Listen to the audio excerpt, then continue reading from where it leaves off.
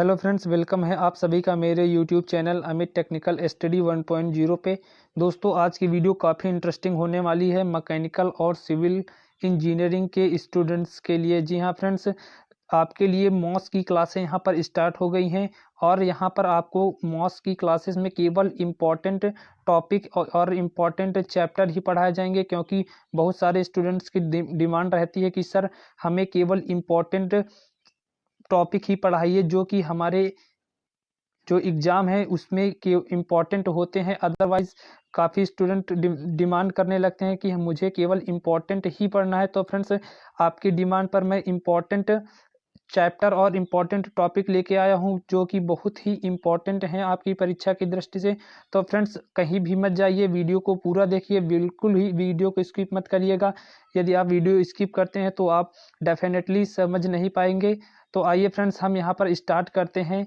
आपका पहला chapter moss का पदार्थों के यांत्रिक गुण, मैकेनिकल प्रॉपर्टीज ऑफ मटेरियल्स। जी हाँ फ्रेंड्स, आपके लिए यहाँ पर थर्मल की क्लासें भी बहुत जल्द शुरू होने वाली हैं। थर्मल इंजीनियरिंग का भी आपके लिए मैं इम्पॉर्टेंट नोट्स लेके आने वाला हूं। तो फ्रेंड्स, आपको नोट्स और पीडीएफ चाहिए तो आप मेरे Telegram channel Amit technical study 1.0 को ज्वाइन कर लीजिए, क्योंकि मैं वहां पर आपके लिए इम्पॉर्टेंट नोट्स और पीडीएफ अवेलेबल कराता रहता हूं आपके सभी सब्जेक्ट के। तो आइए फ्रेंड्स, वीडियो को स्टार्ट करते हैं। वीडियो काफ़ी इंटरेस्टिंग होने वाली है। तो सबसे पहले हम यहाँ पर कुछ इंट्रोडक्शन देख लेते हैं कि पदार्थों के यांत्रिक गुण होते क्या हैं। तो फ्रेंड्स देखिए, जो मैकेनिक्स होती है, मैकेनिक्स के अंतर्गत बलों का व्यवहार तथा वस्तु पर उनके प्रभाव के विषय में अध्ययन करते हैं, ठीक है ना। इसके बाद कह रहा है कि यदि वस्तु ठोस पदार्थ के रूप में होती है तो इस पर जो बल लगता है, बलों का जो व्यवहार होता है तथा बलों का जो प्रभाव होता है, उसका हम अध्ययन करते हैं। तो वही हमारी मैकेनिक्स ऑफ सॉलिड कहलाती है कि ठोस के ऊपर लगने वाले बलों और उसके व्यवहारों का अध्ययन करना मैकेनिक्स ऑफ सॉलिड कहलाता है। जैसे कि ये ठोस पदार्थ कुछ इस प्रकार हो सकते हैं, जैसे आपका पिंड हो गया, तार हो गया, छड़ हो गई, प्लेट हो गया, बोल्ट हो गया, शाफ्ट हो गया, पहिया हो गया, स्प्रिंग हो गया तथा आपका कॉलम हो गया आदि की आकृति में हो सकते हैं आपके ठोस पदार्थ। और ढांचे तथा जो मशीनें होती हैं आदि के अंग, पार्ट्स या मेंबर्स कहलाते हैं। तो फ्रेंड्स, यहाँ पर कुछ हम थोड़ी यांत्रिक इसके मैकेनिकल प्रॉपर्टीज भी पढ़ लेते हैं, उसके बाद आपके लिए इंपॉर्टेंट डेफिनेशंस को स्टार्ट करते हैं। तो यहाँ पर आपकी जो मैकेनिकल प्रॉपर्टीज होती है उसको देख लेते हैं कि किसी मशीन या ढांचे के अवयव के लिए यह विचार करना आवश्यक हो जाता है कि पदार्थ का जो बना होता है, पदार्थ जिस मटेरियल से, अवयव का एक ऐसा होता है जिससे वह निर्धारित कार्य सुगमता पूर्वक कर सके। अर्थात कहने का मतलब है फ्रेंड्स यहाँ पर कि पदार्थ में वे सभी गुण होने चाहिए जिसकी उस स्थान पर आवश्यकता हो। तो यही पदार्थ का आपका यांत्रिक गुण होता है। तो फ्रेंड्स, आइए हम पदार्थों के प्रमुख गुण पढ़ते हैं जो आपकी परीक्षा की दृष्टि से इम्पॉर्टेंट है। फ्रेंड्स, केवल मुश्किल से ज़्यादा वीडियो लंबा नहीं होगा। आप सारी डेफिनेशंस को नोट करते जाइए या आप मेरे टेलीग्राम चैनल को ज्वाइन कर लीजिए। मैं वहां पर आपके लिए इंपॉर्टेंट नोट्स और पीडीएफ प्रोवाइड कराता रहूँगा। तो आइए फ्रेंड्स, देखते हैं मोस्ट इंपॉर्टेंट आपकी डेफिनेशन। स्ट्रेंथ क्या होती है, सामर्थ्य क्या होती है। तो आइए फ्रेंड्स, हम सीखते हैं कि सामर्थ्य होती क्या है। तो देखिए, बिना असफल हुए किसी पदार्थ के प्रतिबल सहने की गुण को हुई उस पदार्थ का सामर्थ्य कहते हैं। किसी पदार्थ की सामर्थ्य की माप उसकी अंतिम प्रतिबल द्वारा व्यक्त की जाती है। फ्रेंड्स, ये जो नोट्स है मैंने खुद अपने हाथों से लिखी और मोस्ट इम्पॉर्टेंट आपके लिए नोट्स होने वाली है, क्योंकि जब आप इसको पढ़ेंगे तो आपको किसी भी प्रकार के क्वेश्चन बैंक्स की ज़रूरत नहीं पड़ेगी। आप बुक से और मेरी नोट्स से ही पढ़ सकते हैं। अब देखिए, यहाँ पर क्या इलास्टिसिटी की हम डेफिनेशन देखते हैं कि प्रत्यास्थता क्या होती है और सीखते हैं मोस्ट इम्पॉर्टेंट। ये सारी डेफिनेशंस हैं आपके लिए। तो पदार्थ का वह गुण जिसके कारण प्रत्येक पिंड अपने आकार में परिवर्तन का विरोध करता है, परंतु जैसे ही परिवर्तन लगाने वाले बलों को हटा लिया जाता है तो पिंड अपने आकार में पुनः आ जाता है। जैसे फ्रेंड्स, हम कोई स्प्रिंग समझ लीजिए, स्प्रिंग को दाबते हैं तो वो उस पर अपने ऊपर लगने वाले बलों का विरोध करता है, और जैसे हम उससे बल हटा लेते हैं तो स्प्रिंग पुनः अपने आकार में वापस आ जाती, यही इलास्टिसिटी कहलाता है। एग्जाम्पल देख लीजिए, जैसे हाथी के दांत, रबर और कार्क होता है इलास्टिसिटी में। अब देखिए प्लास्टिसिटी क्या होती है, प्लास्टिकता क्या होती है। तो आइए प्लास्टिकता की हम डेफिनेशन देखते हैं। कह रहा है कि पदार्थ का वह गुण या पदार्थ का ऐसा गुण जिसमें बल या भार लगाने से या लगने से पदार्थ के आकार में पर्याप्त परिवर्तन हो जाता है। कहने का मतलब है कि हम कोई भी पदार्थ लेते हैं और उस पर बल लगा देते हैं तो उसकी आकृति में चेंजेस आ जाता है, परंतु जब बलों को हटा लिया जाए तो पदार्थ अपनी प्रारंभिक अवस्था में पूरी तरह वापस नहीं आ, वही हमारी प्लास्टिसिटी कहलाता है। जैसे फ्रेंड्स हम कोई स्प्रिंग लेते हैं लोहे की, उसको हम उस पर हम बल लगाते हैं, अधिक बल लगा दिया तो वो फैल जाती है, और जब हम बल को हटाते हैं तो वो अपनी पूर्व अवस्था में पूरी तरह वापस नहीं हो पाती है। तो यही हमारी क्या होती है फ्रेंड्स, प्लास्टिसिटी होती है। अब यहाँ पर देखिए प्लास्टिसिटी और प्लास्टिकता में अंतर क्या होता है।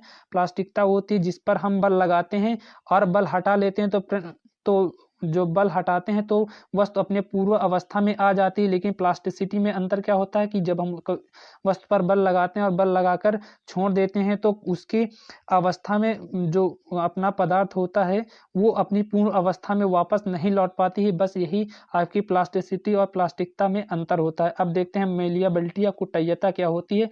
मोस्ट इम्पॉर्टेंट, ये भी आपके लिए सारे इंपॉर्टेंट डेफिनेशंस हैं फ्रेंड्स, इसको आप लिख लीजिए या आप इसकी नोट्स बना लीजिए। कह रहा है कि इस गुण के कारण संपीडन प्रतिबल के प्रभाव में बिना चोट के, फिर से समझते हैं। कह रहा है इस गुण के कारण संपीडन मतलब कंप्रेसिबल प्रतिबल के प्रभाव से बिना चोट के पदार्थ के रूप में पर्याप्त परिवर्तन किया जा सकता है। मतलब बिना चोट किए संपीडन के द्वारा पदार्थ के रूप में पर्याप्त परिवर्तन किया जा सकता है, अर्थात पदार्थ को पतली चादर के रूप में, सीट के रूप में परिवर्तित किया जा सकता है। जैसे फ्रेंड्स एग्जांपल देखिए कि जैसे हमारा पिटवा लोहा हो गया, उस पर हम बल लगाकर उसकी हम सीट्स बना सकते हैं। एल्यूमिनियम हो गया, एल्यूमिनियम का जैसे हम तार बनाते हैं। यहाँ पर सोना हो गया, चांदी हो गया, पीतल हो गया, फ्रेंड्स तांबा हो गया, आदि धातुओं को पीटकर चादर के रूप में हम परिवर्तित कर सकते हैं। तो यही फ्रेंड्स हमारी कुटैयता हो गई कि जिस पर बल लगाकर हम कंप्रेसर से बल लगाकर उसको हम सीट के रूप में परिवर्तित कर दें, वही हमारी मेलिएबिलिटी या कुटैयता होती है। अब फ्रेंड्स नेक्स्ट डेफिनेशन देखते हैं। फ्रेंड्स काफ़ी इंपॉर्टेंट सारी डेफिनेशन है, आप इसको जरूर नोट कर लीजिएगा। अब देखते हैं फ्लेक्सिबिलिटी क्या होती है, जिसको हम हिंदी में बोलते हैं कि नम्यता क्या होती है, काफी इंपॉर्टेंट है। कह रहा है कि इस गुण के कारण पदार्थ को बिना टूटे किसी भी चाप या आर्क में घुमाया या झुकाया जा सकता है। कहने का मतलब है कि वस्तु पर हम जब बल लगाते हैं वो टूटे ना, उसको हम कभी भी मरोड़ सकते हैं, वो टूटनी नहीं चाहिए। यही हमारी फ्लेक्सिबिलिटी कहलाती है। कहने का मतलब है कि इस गुण के कारण, फ्लेक्सिबिलिटी के गुण के कारण पदार्थ को बिना टूटे किसी भी चाप या किसी भी, जिसको बोलते हैं आर्क में झुकाया या घुमाया जा सकता है। फ्रेंड्स यही हो गई आपकी फ्लेक्सिबिलिटी। नम्यता क्या होती है, अब देखिए तन्यता क्या होती है। नम्यता और तन्यता, अब देखते हैं तन्यता क्या होती है कि इस गुण के कारण पदार्थ के पतले तार खींचे जा सकते। तन्यता का मतलब है आप किसी वस्तु को खींचते चाहिए वो पतली सी पतली तार में वो मतलब कन्वर्ट होती चली जाएगी। जैसे एग्जांपल आप तांबा को खींचते, तांबे का जैसे फ्रेंड्स एकदम पतले वायर बनाए जाते हैं, सोना का भी एकदम पतला से पतले आभूषण बनाए जा सकते हैं। इसी तरह टिन है, एल्यूमिनियम के फ्रेंड्स आपने देखा होगा एल्यूमिनियम के जो तार होते हैं उनको भी तन्यता के द्वारा ही बनाया जाता है। और कापर आपका गोल्ड हो गया इसी तरह, ठीक है ना फ्रेंड्स। तो ये हो गया आपका तन्यता। अब कुछ नेक्स्ट देखते हैं। यह इसमें कह रहा है कि तन्यता में किसी पदार्थ को तोड़ने के लिए जितने, फिर से देखते हैं कि तन्यता में किसी पदार्थ को तोड़ने के लिए जितने अधिकतम प्रतिबल की, देखते हैं यहाँ से फ्रेंड्स कि जितने अधिकतम प्रतिबल की तीव्रता उत्पन्न की जा सके फ्रेंड्स। फिर से हम देखते हैं, कह रहा है कि तन्यता में किसी पदार्थ को तोड़ने के लिए जितने अधिकतम प्रतिबल की तीव्रता उत्पन्न की जा सके वह उस पदार्थ का तन्यता कहलाती है। मतलब कि कहने का है तन्यता के लिए मतलब तन्यता में किसी पदार्थ को तोड़ने के लिए जितने अधिकतम प्रतिबल की तीव्रता उत्पन्न की जा सके वह उस पदार्थ की नम्यता या फ्लेक्सिबिलिटी, सॉरी यहाँ पर वो आपकी तन्यता कहलाती है, नॉट फ्लेक्सिबिलिटी। अब भंगुरता, ब्रिटलनेस क्या होता है उसको देखते हैं। ब्रिटलनेस क्या होता है, काफ़ी इंपॉर्टेंट सारी डेफिनेशन है फ्रेंड्स, आप नोट्स इसकी बनाते जाइए साथ साथ।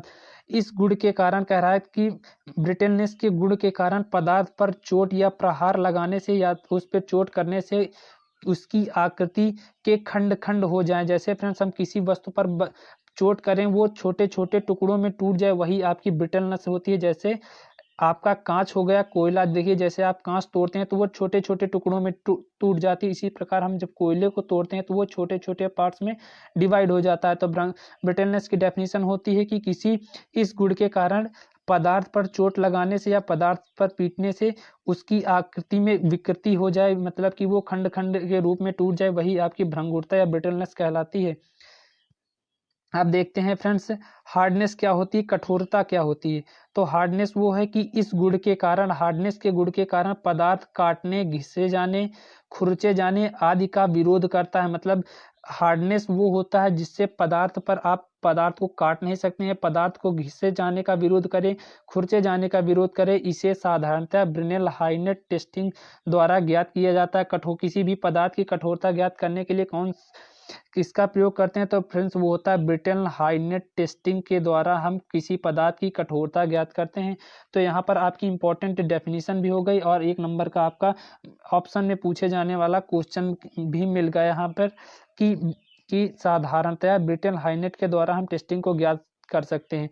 तो ये हो गई आपकी हार्डनेस की डेफिनेशन फ्रेंड्स।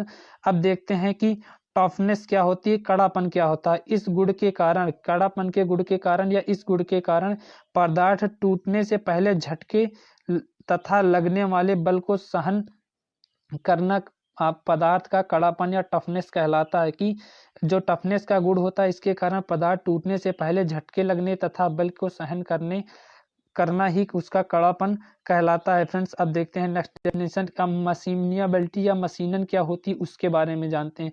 सभी इंपॉर्टेंट डेफिनेशन है फ्रेंड्स, साथ साथ आप नोट करते जाइए या आप वीडियो बाद में वीडियो देख लीजिए, वीडियो डाउनलोड कर लेना, उसके बाद आप 0.75 की स्पीड पर करके आप इंपॉर्टेंट डेफिनेशन सारी नोट कर सकते हैं। अब देखते हैं मशीनन क्या होता है। इस गुण के कारण कटाई औजार से पदार्थ को विभिन्न आकार में परिवर्तित करने की सरलता होती है। मशीनियाबिलिटी क्या होती है, मशीनन के कारण हम किसी पदार्थ को कट करके या किसी पदार्थ के औजार से पदार्थ को विभिन्न आकार में हम परिवर्तित कर सकते हैं, यही हमारी मशीनियाबिलिटी कहलाती है। अब देखते हैं फ्रेंड्स क्रीप क्या होती है, इसको हम श्रांति भुई बोलते हैं। कि उच्च तापमानों पर काफी समय तक भारी या प्रतिबलों के प्रभाव में लगातार विरूपण होता रहता है, जिसे हम क्रीप कहते हैं। अब फ्रेंड्स देखते हैं फिर से कि क्रीप क्या होती है। कह रहा है कि उच्च तापमानों पर काफी समय तक, जैसे कोई भी वस्तु है आपकी अधिकतम टेम्परेचर पर बहुत दिनों तक रखी है, ठीक है ना, या प्रतिबलों के प्रभाव के कारण, मतलब किसी वस्तु को लगातार खींचा जा रहा है, लगातार प्रभाव के कारण उसमें विरूपण हो जाता है, जिसे हम क्रीप कहते हैं। जैसे फ्रेंड्स आप जो बेल्ट लगाते हैं पैंट्स में, उसकी देखिए जो होल होते हैं वो भी कुछ दिनों बाद धीरे धीरे क्या होते हैं, बड़े होने लगते हैं। यही कारण है, उसमें क्या कारण होता है, क्रीप होता है। क्रीप के कारण आपके जो बेल्ट के होल होते हैं फ्रेंड्स कुछ दिन बाद धीरे धीरे बढ़ने लगते हैं। अब देखते हैं कि फटीग क्या होती है, मोस्ट इंपॉर्टेंट डेफिनेशन है फ्रेंड्स, सारी मोस्ट इंपॉर्टेंट डेफिनेशन है। अब फटीग देखते हैं क्या होती है। कि पदार्थ का वह गुण जिसके कारण प्रतिबल के उतार चढ़ाव के कारण बहुत समय बाद उसमें विरूपण आ जाए, फटीग कहलाता है। फिर से देखते हैं कि पदार्थ का वह गुण या पदार्थ का ऐसा गुण जिसके कारण प्रतिबल के उतार चढ़ाव के कारण, मतलब कभी प्रतिबल किसी वस्तु पर ज्यादा लग रहा है, कभी कम लग रहा है, उसके कारण बहुत समय बाद उसमें विरूपण आ जाए तो वही हमारा फटीग कहलाता है। मतलब कहने का कभी वस्तु ज्यादा खींची जा रही है, कभी वस्तु को कम खींचा जा रहा है, उसी के उतार चढ़ाव के कारण उसमें जो विरूपण आ जाता है वही हमारा फटीग कहलाता है। जैसे फ्रेंड्स आपने देखा होगा जो हमारे यहाँ इंजन होता है पानी वाला, उसका पट्टा कभी कभी क्या होता है, बढ़ जाता है अधिक तन्यता के कारण, उतार चढ़ाव के कारण। तो इंजन वाला पट्टा या जिसको हम कूली बैग के नाम से भी जानते हैं। तो फ्रेंड्स आपका फर्स्ट चैप्टर कंप्लीट हो चुका है। मोस्ट इंपॉर्टेंट सारी डेफिनेशन बताई जा चुकी हैं फ्रेंड्स। इसके अलावा आपसे फर्स्ट चैप्टर में और कुछ नहीं पूछेगा। जी हाँ फ्रेंड्स, मैं फिर से कह रहा हूँ, इसके अलावा कुछ नहीं पूछता फर्स्ट चैप्टर से। तो आप इधर उधर से बिल्कुल ही मत करिए। आपको आप वीडियो को डाउनलोड करिए या आप साथ साथ वीडियो की से सारी डेफिनीशन को नोट करते जाइए। आशा करता हूँ फ्रेंड्स वीडियो अच्छा लगा होगा। वीडियो अच्छा लगे तो दोस्तों को भी शेयर करें ताकि वे भी अपने एग्जाम की तैयारी बहुत अच्छी प्रकार से यहाँ पर आएँ और कर सकें। फ्रेंड्स चैनल पर नए हो तो चैनल को ज़रूर सब्सक्राइब कर लीजिए और बेल आइकन को ज़रूर दबाइएगा ताकि मैं कोई भी वीडियो डालूँ तो उसकी नोटिफिकेशन सबसे पहले आपके पास पहुँचे और आप फर्स्ट से शुरू से ही आप वीडियो को देख सकें। और अपने दोस्तों को भी शेयर करिए ताकि वे यहाँ आएँ और अपने एग्ज़ाम की तैयारी को और बेटर बना सकें। आशा करता हूँ फ्रेंड्स वीडियो पसंद आया होगा। वीडियो पसंद आया तो वीडियो को लाइक करें क्योंकि मैं बहुत जल्द आपके लिए सेकंड चैप्टर लाने वाला हूँ। यहाँ पर आपको मैथमेटिक्स थर्ड और मॉस की और थर्मल इंजीनियरिंग की सारी इंपॉर्टेंट नोट्स मिल जाती हैं। तो फ्रेंड्स मिलते हैं आपसे नेक्स्ट चैप्टर में। तब तक के लिए take care, bye bye, Tata.